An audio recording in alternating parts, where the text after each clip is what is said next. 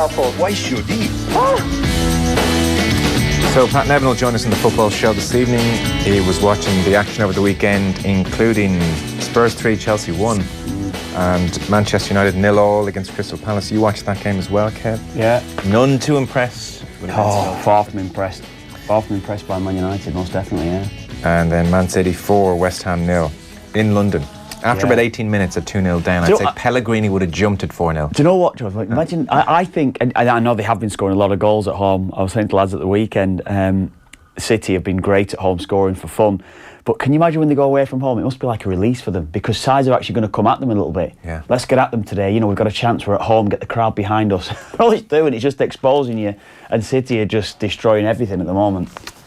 So we're going to bring people Mick McCarthy in just a moment. He was speaking to Nathan yesterday. On the whole, not to repeat ourselves ad nauseum, people just tuning in though, I certainly think this is an awful decision, what's happened with Stephen Kenny and Mick McCarthy. Not the appointment of either. I think they both could have been appointed for the next 2 years and then let's see what happens. But that the FAI have given themselves no out here, that they've committed to the next manager. It is the complete antithesis of strategic thinking. It is terrible governance. It makes no sense that they have committed to this plan, regardless of how Mick McCarthy does. I just think it makes absolutely zero sense. And I think politically, John Delaney was under a lot of pressure. There was a lot of heat in John Delaney last week between Brian Kerr and Andy Townsend and Liam Brady, and there were 20,000 signatures in a petition, reportedly. And Stephen Kenny admitted today he'd had discussions about the under-21 job that hadn't come to anything, presumably because it wasn't enough for him to leave Dundalk. Why would it be? Europa League football. Yeah. And so desperate were the FAI to appease, I think, a strong and vociferous cohort of Irish football that they thought to themselves, well, we have to get Kenny involved. And so they offered him the job in 2 years' time. What happens in 2 years if Mick's gone? Great. Damien Duff called it a crazy situation, crazy stuff today on Morning Ireland. If things go very badly, is there then a big pressure to get Stephen Kenny in early? Because why not? Let's prepare him for the World Cup campaign as early as possible, and there's even more pressure on Mick then. What Kenny's going to learn from Mick over the next 2 years, I think is very questionable, really. Yeah. He's going to be doing similar things in international windows. And then the other interesting thing is we're talking here about an investment in Irish youth football. So say you're playing for the under-21s. Yeah. Kenny's confirmed today that even if the under-21s qualify for the under-21 European Championships, he's not going to be around. Yeah. In fact, he said he may not be around for the entirety of the qualification cycle. Yeah. He said that has to be discussed. It's very unlikely because I'll be appointed in August 2020. That's what I think. So we've hired an under-21 manager who's not going to be around for the end of the under-21 cycle. Yeah. Now, I know that's not the be-all and end-all. It is, but it's something. Noel King was given a fair old bashing for not having got to a tournament. So does that help your chances of making the next tournament, which is going to be on potentially in Northern Ireland, Ireland? Yeah, that's true. So, I mean, the only thing with that is, Joe, is that he will have a chance to look at the whole of the structure, yes, but also the players that we have got coming through in 2 years' time. The likes, we all know of the lads like Troy Parrott and people like this are going to be pushing to be going for the senior side. Some would argue they maybe potentially could be in there now. So I think it certainly gives him a chance to have a good look at them and get his coaching methods across to those lads before they're actually going to make that step up. So that is a good thing, I'd feel, from his point of view there, and I think from the lads' point of view, Agree with that. No issue with Stephen Kenny going in as under-21 manager. But to appoint him as Ireland manager, I agree. I'm with you. Time I'm just with makes you. no sense. It's as I said earlier on. I think it is flawed. It is flawed. This, and again, I am quite surprised with Mick taking it under those conditions as well. I think it does leave Mick a little bit exposed if it's going wrong straight away. Mick's big enough and strong enough to take any of the criticism that's going to come his way. That wouldn't be the issue for him. I was with him on Virgin Media last week as well. He's talking about that we are sensitive folks, sportsmen and women in general, and managers and coaches. So he will be hurt if the criticism comes his way early on if the results aren't going right. But all it does, it just puts more pressure on him, and it's an easy one then just to say, let's just step him aside. Let's step him aside early. It is a mad one from that side of it. Yeah, I'd feel. What it suggests to me is how vulnerable John Delaney was suddenly feeling last week. Because I just don't understand why you sit down in a room with Stephen Kenny and give him this job in 2 years' time. Yeah, that should not be done. there's a reason it's not done anywhere else. It's not best practice. Yeah, it's true. It's I think you said it earlier as well. He will still be available in 2 years' time anyway. I would think so, yeah. You'd think as well, coaching Dundalk, they've got I think Dan was saying at the weekend, I think I'm right in saying that they've got a more favourable draw for the Champions League this season, haven't they? I think they're seeded, I think he was saying, I think that's right. So that, of course, gives him a little bit more, I would think, to take forward. I think it'll raise his profile, raise his reputation even higher if they were go on to play in European football again next season. So I think he would still have been available, essentially. That's what I'm saying. He's there. He is fine. There's no issues there whatsoever. So to do it, I think it just puts more pressure on Mick, and it'll maybe highlight... I think it could even come back to haunt them a little bit as well if results weren't favourable. If it goes well and Mick's fine, then of course I think that even's going to come back to haunt them. It is a bit of a mad one, yeah. So Mick McCarthy yesterday spoke to the media. I think you were pretty impressed with him. You're a fan of Mick anyway, but I am. But I could see why yesterday. I think he disarmed everybody. Do you not yesterday. think that? I thought he was excellent. He was just brilliant the way that he spoke. Everything that he said, even his little joke around Robbie and calling him a little bollocks thing, it was just great, wasn't it? It was just great, and everything that he said, it was just cheeky bollocks. Cheeky bollocks. Well, he's just at ease with himself. Yeah. I got it wrong. It's good perspective. I think it was Vincent Hogan. Somebody was remembering 22 years ago when he was asked in his opening press conference as Ireland manager about his style of play.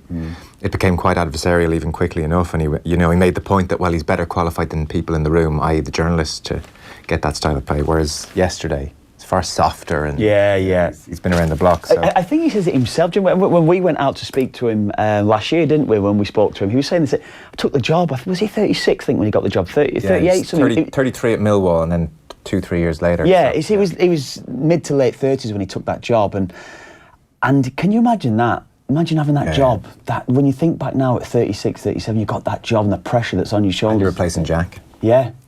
Wasn't easy. So Nathan was there yesterday at the Viva Stadium, and he got a few minutes with Mick McCarthy afterwards. Mick, congratulations. Judging by the glint in your eye, you're happy to be back.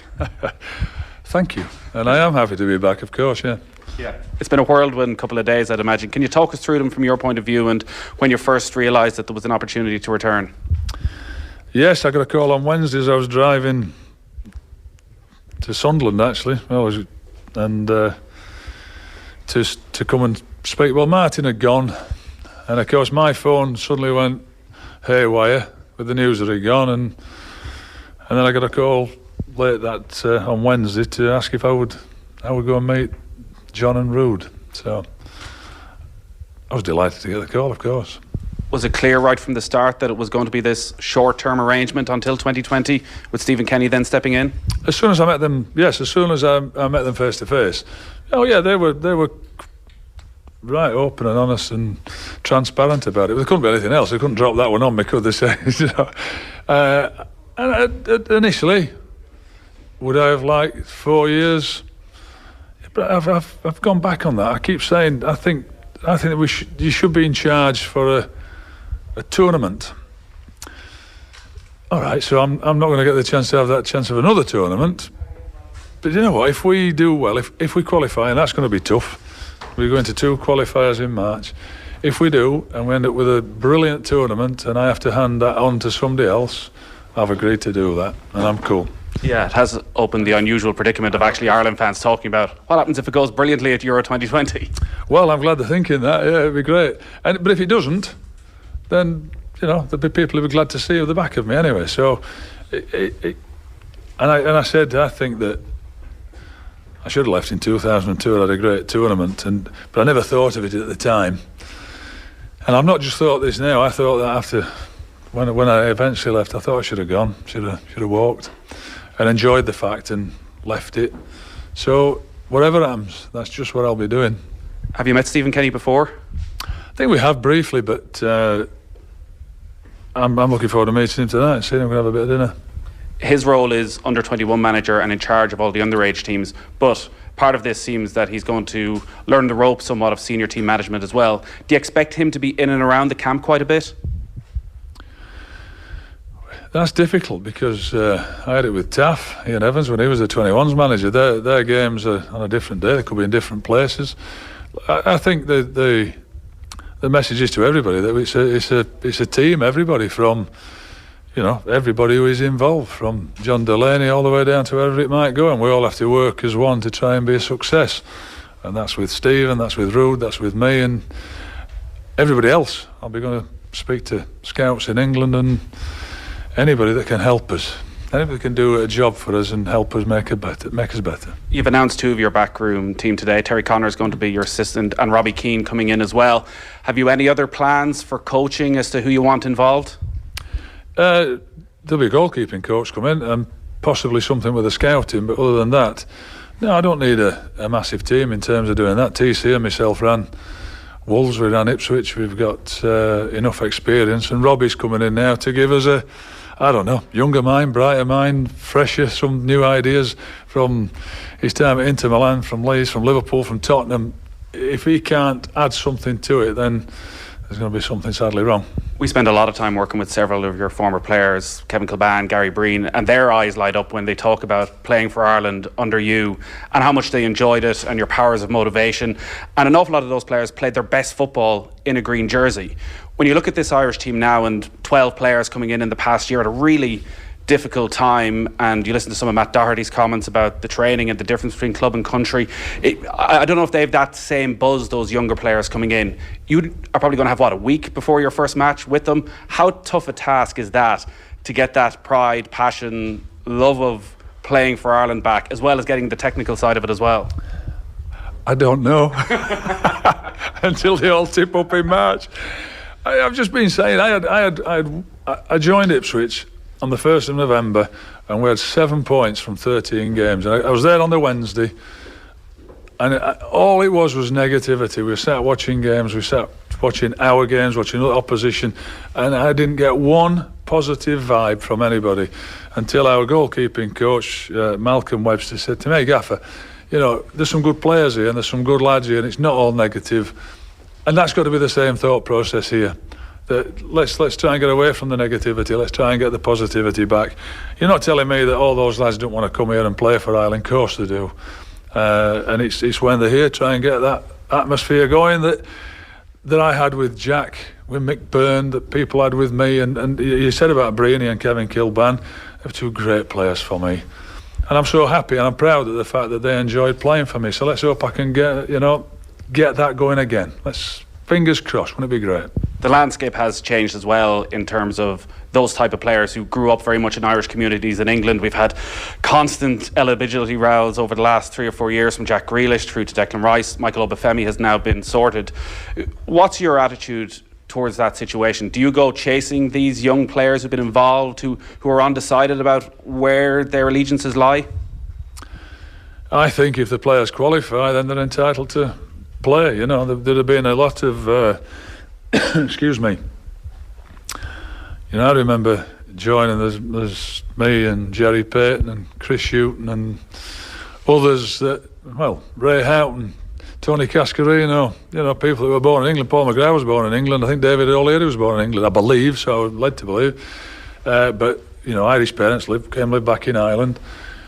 There's lots of us that played in those teams that are kind of revered as legends and heroes because of the success that we had. So I think it'd be remiss of me not to try and include all those players if I can get them, and we can get them playing and they do qualify to play.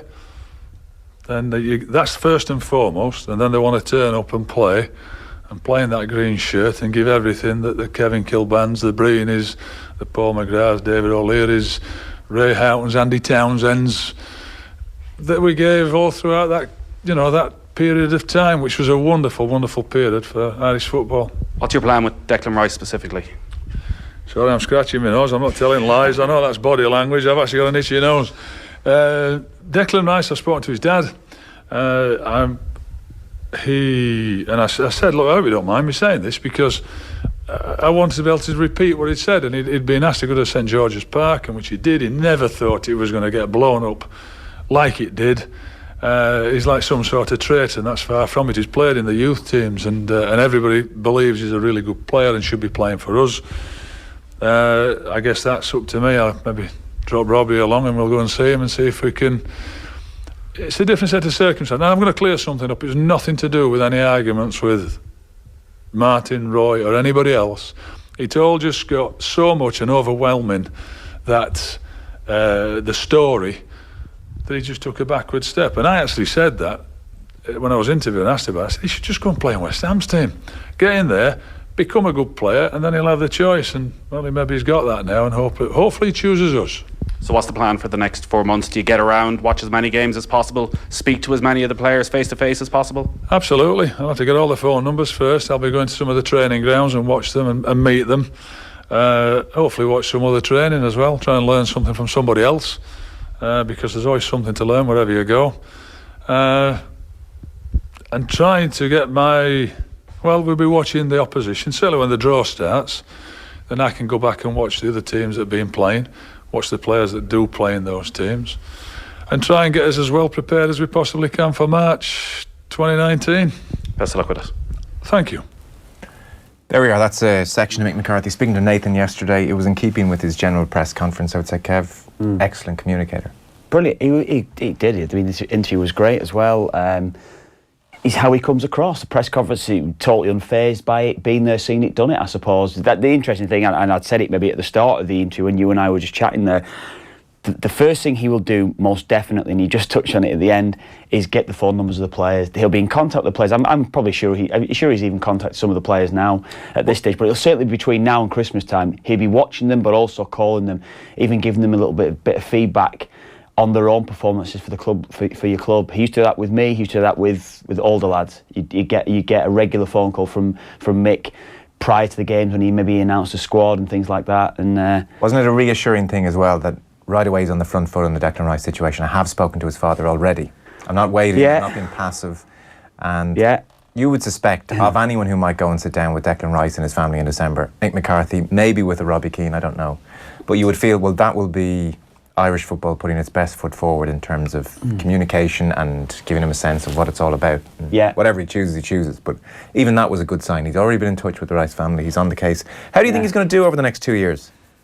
I mean, I think, again, what I've said earlier on, I think he'll make an immediate impact. I think he's very personable. So he'll make an impression on the players immediately. As I said, when he's on the phone to them, you know, you can take it. It seems something minor, picking up the phone and speaking to players, but some don't do it, some managers don't do that, and that little bit of communication, they would have them straight away. They'll come off the phone feeling better about themselves. Again, it seems minor, you maybe think it's quite flimsy, but I think footballers are quite fragile. I think players are quite fragile, and you need that little bit of stability in your own head, that you've got a manager that's watching you, giving you that little bit of feedback. That's immediately what he'll do. So when, I mean, you said, touched on there, he's not got a lot of time actually on the training ground, has he? Getting that team prepared. So those bits of those conversations he'll be having with the players, maybe even talking to them well in advance of meeting up about what's expected of them when they're in the squad, when they're in the team, or what position they're going to be playing. He's good at that. Exactly, that's what he's very good at, and that's the message he'll get across. That's why I would hope, and the way I would see him, if you're looking for a manager to make that immediate impact and impression on the players, he will do that. I don't think that's flimsy at all. I think on the outside, having spoken to you sometimes about stuff that we can't repeat on the radio half the time, just how bad people are at man managing in the game is shocking. You know, and actually to have someone, if you're a player, and you'll have come across some dodgy managers in your time, one way or another, who aren't good with people. To have someone like McCarthy who just get on the phone, be a pretty normal person, talk to you on a level and make you feel better about yourself. That goes a long way, especially when, as you said, and as Mick kind of conceded there, he doesn't have much time in March to do any great tactical shit. I can only relate back to my experiences of Mick when I first met him, when I came into the under-21s, and I'm almost like starry-eyed when I'm seeing him, Mick McCarthy, looking at him across the room in the hotel. The current players won't quite have that. No, they probably won't, and that's probably true, but he still has that way about him, though, Joe. He does, and I even watching what Matt Doherty was saying. Matt Doherty was speaking, quoting, saying, "Look, I was frightened to walk past him in the corridor."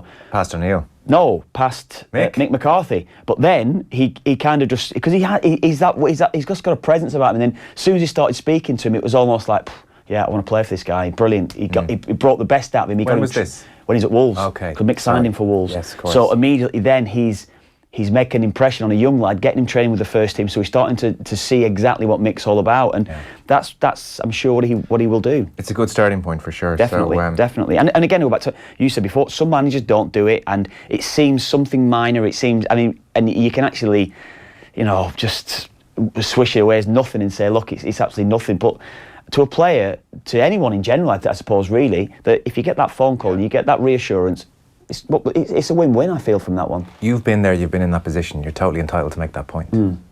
It's easy to underestimate it on the outside, but actually, there's so many bad man managers. Like Martin O'Neill wasn't phoning anyone, I wouldn't suspect. We know he phoned Matt Doherty after the Game On interview. Did he? Oh yeah. Oh, did you not hear that? No. It was in all the papers. Matt Doherty got a phone call from Martin O'Neill afterwards to tell him what he thought of him. What did Matt Doherty say? I don't know what was said beyond that, but certainly Matt Doherty was under no illusions about what Martin O'Neill thought of Matt Doherty. Was he? Yeah. Look, maybe Matt Doherty shouldn't have gone on radio the day Martin O'Neill was sacked to dance on the grave either, but I wonder, was O'Neill calling Matt Doherty much before that? Yeah. The first time he rang him. Okay, so that was Mick McCarthy speaking yesterday. We're going to talk to Pat Nevin about some of the Premier League action. We'll also get his thoughts on the Stephen Kenny succession plan as well. Give us an outsider's perspective. Football on Off the Ball. In association with the faster-than-ever Boyle Sports app, with hundreds of pre-live and in-play football markets. Download it now. Boyle Sports. Time to play. Christmas. A time for giving. A time for family and friends. A time for creating memories. It can also mean bickering, brawling, calamitous comedy, controversy, disputes and disagreements. And we want to hear all about it. Here on the Moncrief Show, we want your Christmassy fireside tales so we can bring them to life on the wireless. Like the time Sharon's dog stole her neighbour's turkey. Rover, give that back! Me poor turkey! So send your adventures, your dramas or your tragedies by emailing afternoon@newstalk.com. Moncrief's Fireside Tales on Newstalk. Designed to stand out, the new Lexus NX demands attention at every turn. Our midsize SUV is a self-charging hybrid featuring satellite navigation with connected services and Lexus safety system as standard, so you're always ready for the future. And now you can choose from a range of flexible payment options or avail of our hybrid trade-up allowance worth €2,000. Experience the luxurious new NX at your Lexus retailer. Lexus. Experience amazing. The shopping event of the year continues at Harvey Norman.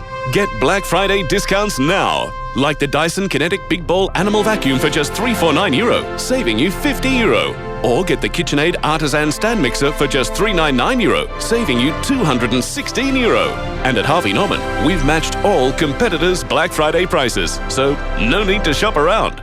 The Harvey Norman Black Friday sale, in-store and online. Don't miss out. Ever wondered where standards come from? If you're involved in innovation, you probably have. And the simple answer is, they're developed by people like you. NSAI is the National Standards Authority of Ireland. When we're developing a new standard or updating an existing one, your expertise is invaluable.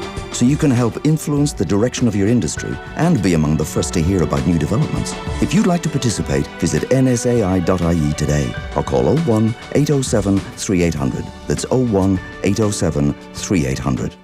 Over 2 centuries, one family business in Dublin has earned a name for excellence in funeral care. Every day they continue to work hard to retain that good name. The name is Fannigans. Dubliners trust Fannigans to take care of them on their final journey with empathy, compassion and dignity. And Fannigans never forget whose journey it is. In over 200 years, some things don't change. Fannigans, when your thoughts are with them, ours are with you. The Fannigan Group includes Carnegie's, Kirwins and Nichols. Bring Epic home this Christmas. Only Air gives you totally unlimited fibre broadband with free Air Sport and BT Sport for just $39.99 a month. And all on a 12-month contract. For more on this epic offer, call 1-800-500-300, go in store or visit air.ie. Air. Let's make possible. New customers only, $59.99 a month thereafter, subject to availability. User experience may vary. Bundle activation fee may apply. For full details and terms, see air.ie. Just when you thought Kildare Village couldn't get any better. Just when you thought that saving up to 60% on all your favourite brands was as good as it gets. When you thought Kildare Village was shopping perfection. Then along comes a magical savings weekend with up to 70% off. 70%! It's like Black Friday, but for 4 days. Only at Kildare Village. Only until Monday. Kildare Village, where there's something extraordinary every day. Look ahead, as far as the eye can see. That's a big future ahead of you. It's as big as your imagination, as big as your ambition. Explore your future at DIT Open Days on Friday the 30th of November from 9 a.m. to 2 p.m. and on Saturday the 1st of December from 9 a.m. to 2 p.m. And in January 2019, DIT, along with IT Tala and IT Blanchardstown, will become TU Dublin, Ireland's first technological university. There's a big future ahead of you at TU Dublin. Off the ball. This is News Talk. Welcome back. So we're talking to Mr. Pat Nevin.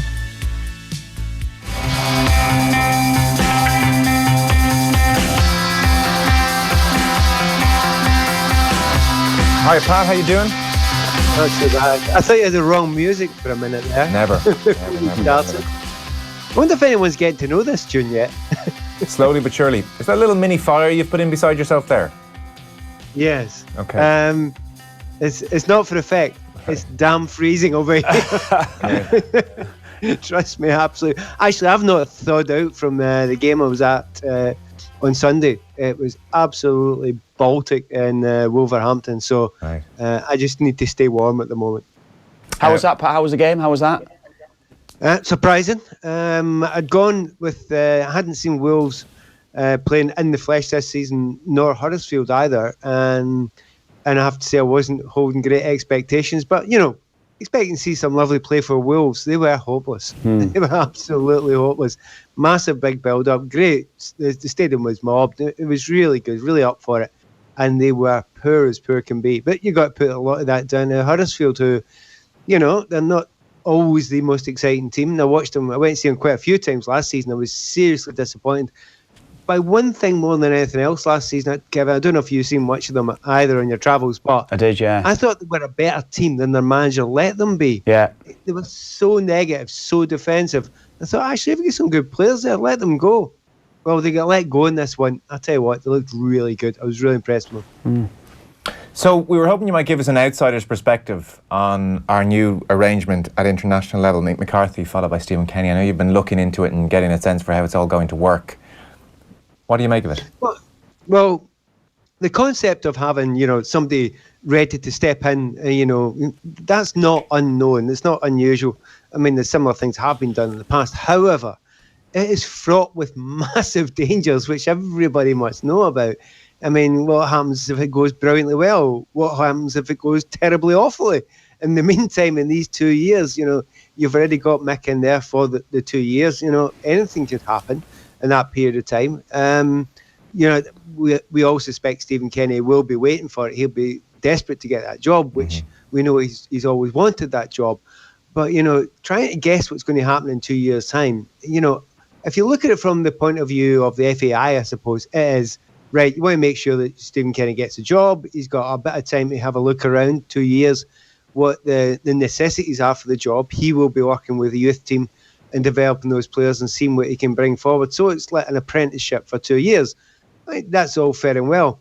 It's just that football doesn't always work like that. So I understand what they were allegedly trying to do without being cynical about it. But the likelihood is something will go amiss in the meantime. And there was a quote I heard from Mick McCarthy, and I know he was having a bit of a laugh, a bit of a joke about it when you're trying to explain it to people. But when he said he would like to, you know, stay on with a laugh and a joke if things were going well and take Ireland all the way through to the World Cup, you're thinking, no, don't say that. That's exactly the last thing you want to actually hear in that situation. So it's one of those things where if it all goes well, you know, they'll be seen as geniuses. You know, well done, this is a fantastic plan. But how often does that happen in football, and how many things change in the meantime? And strategically, they've backed themselves into a corner. They've no options. If Mick does outstandingly well, if something goes badly wrong with Stephen Kenny and the underage setup, if somebody else comes along who's very interested in the job, like I mean, the best example I can think of might be a Chris Hughton, who potentially, you know, football is a strange thing, burns himself out at Brighton and takes 6 months off and then is available and would love to work for Ireland, and arguably is a fantastic CV. Any number of things. You may still then turn around and say, after all that, we're still going to give it to Stephen Kenny. However, why would you give yourself 0 options? They have given themselves no wiggle room. You use the word cynicism. You use the word cynicism. I think cynicism might be applicable here. The CEO of the FAI was under a lot of pressure last week. Yeah, no, absolutely. And to be honest, they have backed themselves into a corner, but only a financial one. It's a contract. A contract's a contract. It can be broken either side. It'll cost you some money to break that contract either side, but that's the financial corner that they put themselves in. Now, you then have to look closely at the FAI's finances and where they actually stand just now. I would suspect not fantastic after having to let go of the previous 2. So I think that must have cost a few quid, and even to get them in the first place. So, you know, but there is that option that, you know, we all know in football, you know, a contract is fine, but, you know, it can and will be broken by both sides if it suits either side. So, yeah, they're in a corner, and yeah, they've said what your plan is for the next 2 years. It's unusual to do that. You must have massive belief in what you have planned ahead, or else you've just panicked in a moment, you know, when you thought, well, wait a minute, I don't see any way out of this. Because clearly they wanted Stephen, a lot of people wanted Stephen to get the job long term, but they weren't willing to take that chance short term, because obviously, I mean, he's done League of Ireland. We remember over in Scotland here, he had that period of time at Dunfermline, although a lot of people will say, you know, the team get relegated in his time there, but he done a phenomenal job over here. So he is highly rated at a certain level. But to be trusted at international level from the get-go, well, that would have been a big call even on its own. Yeah. I have to say, though, Joe, I've just seen the worst miss.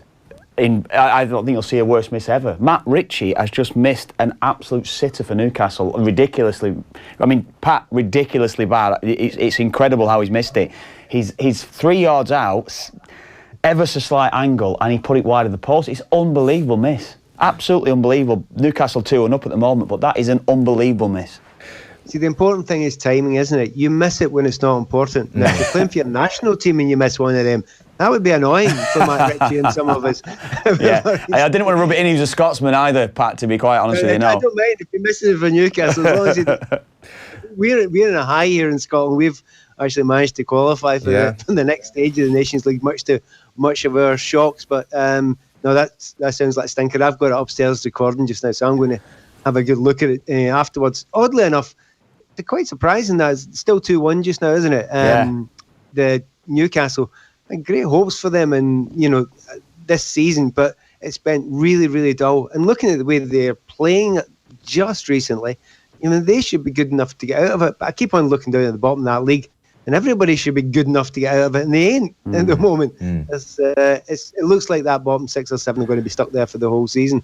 We're getting off the subject of Ireland just now, but it's a real, from the outside, to be honest, it looks a bit of a mess, right? Oh, it looks worse from the inside. No, it looks worse from the inside. Honestly, it's one of the worst strategic decisions I think I've ever seen.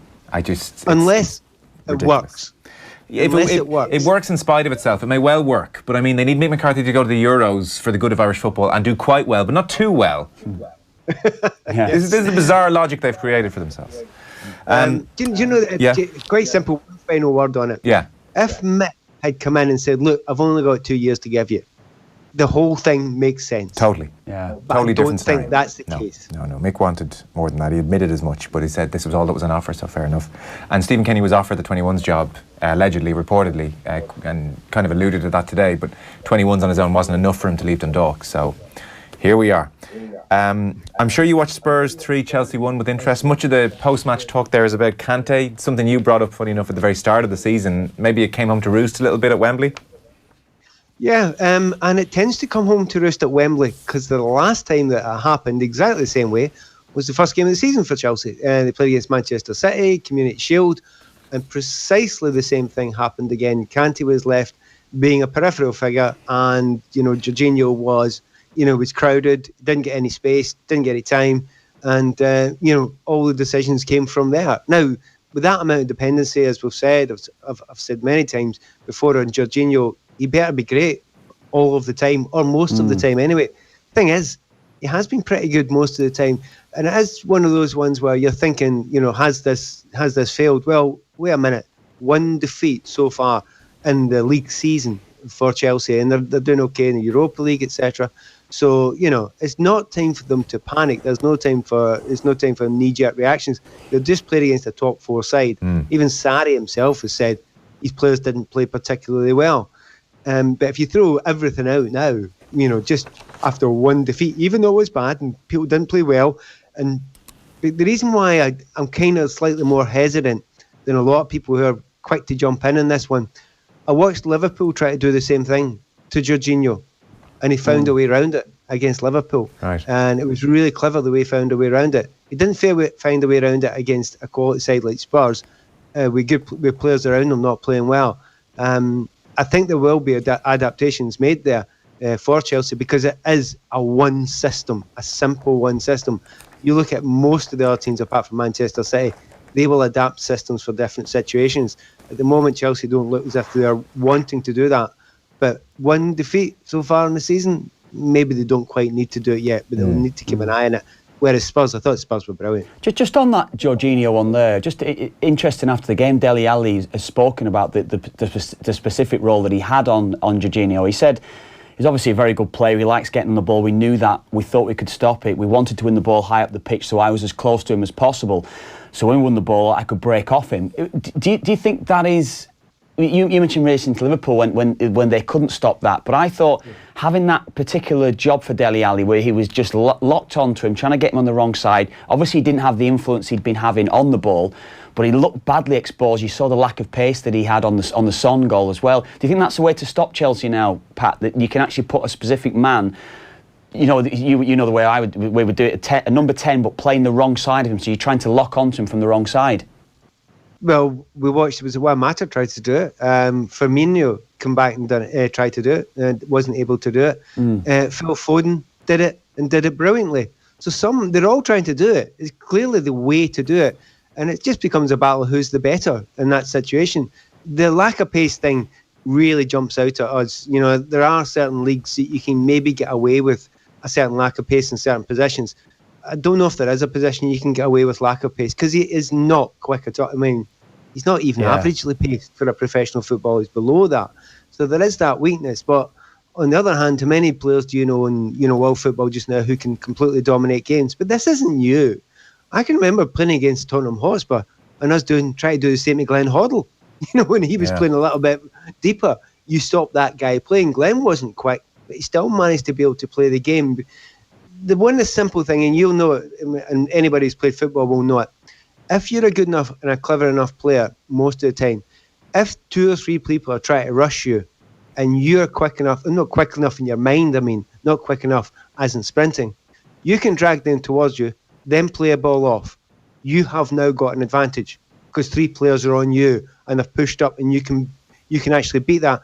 I don't know if you watched earlier this season, last season, Manchester City getting the same thing when a couple of teams tried to go and rush them. So instead of playing out, they did actually miss out the midfield a couple of times, and that was the opposition stuff. It's an arms race. Yeah. At the moment, Chelsea lost that one, and they have got some concerns, but don't quite write Jorginho off yet. I wouldn't be doing that yet. The bigger problem is trying to get the best out of Conte, and that's incredibly hard just now, because I don't think there is a position where you can get the best out of him other than the sitting midfielder or one of 2 sitting midfielders. And the obvious thing most of us would go for would be, all right, let's just make it a 4-2-3-1. I mean, that's so obvious, it's blinding. However, the effect that tends to have is gets your 2 wide players a little bit deeper. And that's where Chelsea have been really strong this year, because Hazard in particular has been fantastic pushing up. So, it's a piece of string, isn't it? Yeah. As soon as you move one bit, the rest of it all moves around it. Pat, unfortunately, with everything going on here, we're a bit tight for time this evening, so we'll have to pick it up again with you next Monday. We had to fit in Mick McCarthy earlier on. One last line I'd love to say to Kev, if that's okay. I have finally caught up with your Phil Billing stuff. Philip Billing, I watched him for the first time at the weekend. He will not be playing outside the top 4 in the Premier League next season.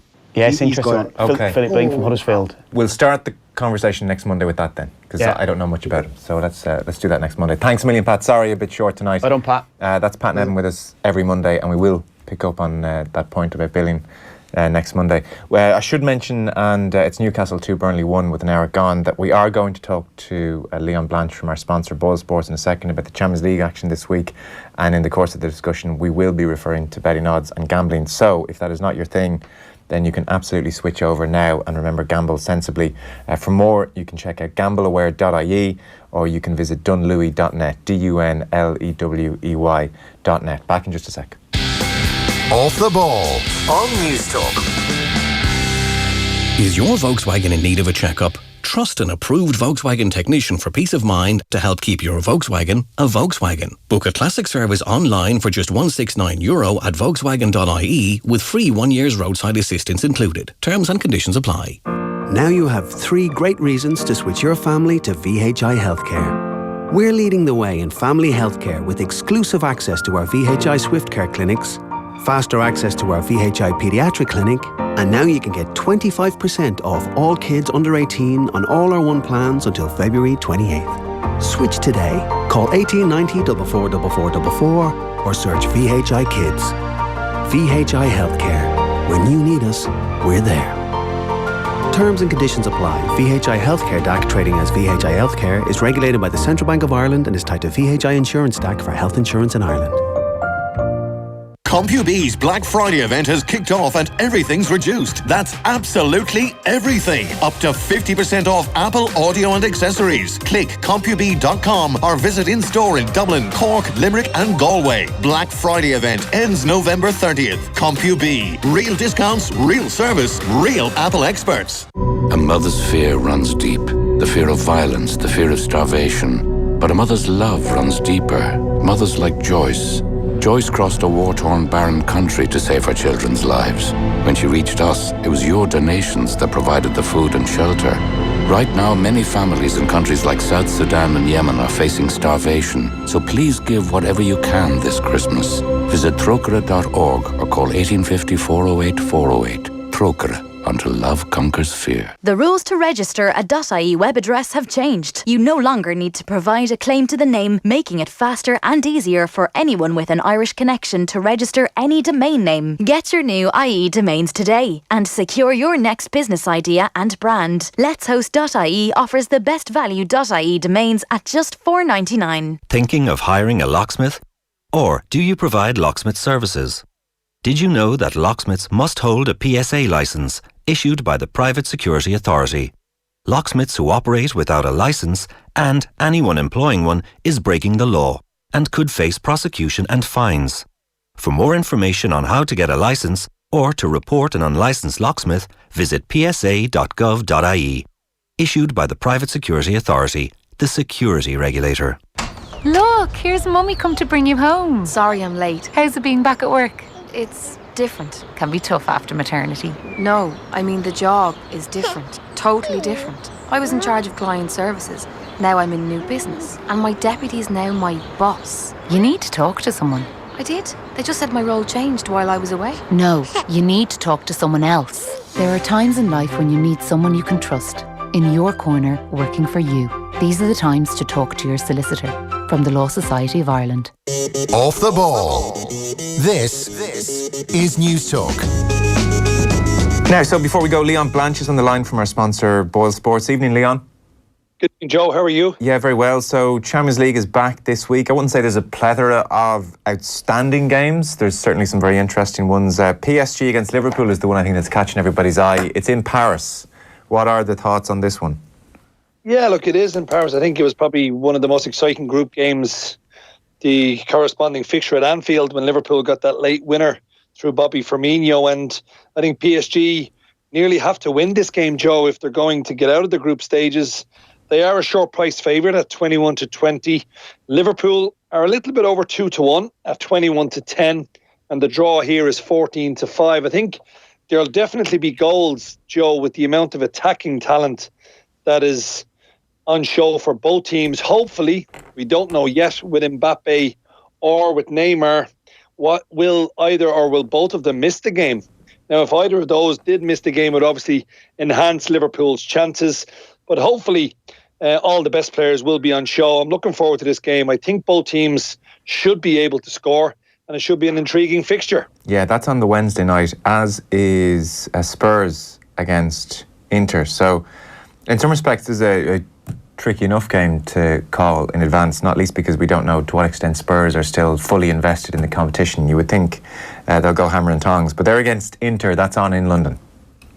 Yeah, it is. And you know what? I mean, I remember watching this game, Inter Milan against Spurs, and Spurs threw away the lead and they conceded 2 late goals. They came back, obviously, in their last Champions League fixture and scored 2 late goals themselves. So they've given themselves a slight hope of getting out of the group in the top 2 teams. Spurs are favourites, and rightly so. They were very impressive at home against Chelsea in the Premier League. They're 3-4. Inter Milan are as big as 100-30. And the draw here, which has come in for support, I think a lot of people looking at Italian teams, you would say Inter Milan would probably settle for a point right now. I'm sure they're going to set up defensively. So the draw has been backed and it's now 11-4. I hope Spurs can win again and set up a huge game for themselves away against Barcelona. But it's going to be a great game to watch. This one's the early kickoff on Wednesday. But Spurs need to win if they have any aspirations of getting out of this group. Yeah, they're certainly the 2 that are worth catching, I think, from our perspective in here over the next couple of days. So we're back after an international break. I mean, generally we talk to you on the eve of these Champions League weeks. Are Juventus still very much the favourites for the competition, or have Man City edged in there now, or what's the general picture as we look ahead to May? Yeah, Joe, you've hit it. I mean, Man City are now favourites. I suppose they're on a great run at the minute. They're playing some very exciting football. They're scoring goals. I think they've scored 40 goals in the Premier League and they've only conceded 5. And since that defeat at home against Lyon, they've been exceptional in the Champions League. They, of course, play away against Lyon tomorrow night. But City are favourites at 7-2. Barcelona are second favourites at 9-2. Juventus, obviously, they probably deserved to beat Manchester United, but they didn't. Yeah. That was a huge upset for them. They've been pushed out a little bit from 5-1 to 11-2. And you're looking then at the likes of Real Madrid and PSG at 10-1. Liverpool are 12-1. Right. But just looking at the kind of prices, Napoli arguably have been the best side so far in Liverpool's group, and they're as big as 25-1 to win the Champions League. Manchester United fans, 28-1. They play young boys. They should win tomorrow night, and they should get out of that group. But Man City, favourites for the Premier League, Joe, and also now clear favourites for the Champions League at 7-2. Right, okay, interesting stuff. Listen, thanks a million. We'll be talking to you next week, I presume. We will indeed. All the best, Joe. Cheers. Leon Blanche there from our football sponsor, Ball Sports. For more information, you can check it offtheball.com/Ball Sports. And remember to gamble sensibly. And if you're in need of any help or advice, then dunlewy.net is a website worth checking out. DUNLEWEY.net. That is us done for this evening. Tomorrow morning, OTBAM live on all our social channels as usual from 7:45am. Andy Lee is going to be in studio with Ger.